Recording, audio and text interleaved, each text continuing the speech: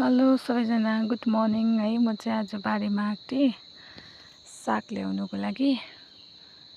अन्त साग चाहिँ यति उखालेँ नि त। पापाले रोपिराख्नु भएको उखाल्नु मात्रै हो नि त। म चाहिँ यहाँ त्यो पनि सालमा एकताल आउँछु।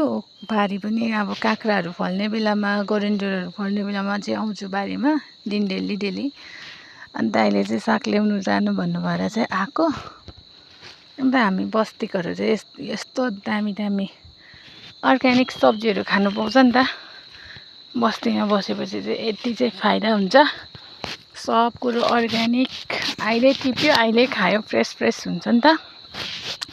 अन्त मैले पनि यति साग टिपेँ। त्यो साग लगाउनु, यस्तो मुला लाउनुहरू चाहिँ हाम्रो चाहिँ पापाले पुरा बारी लाउनुहुन्छ नि त। खेताला सँगसँगै काम गरेर चाहिँ सबै रोप्नुहुन्छ।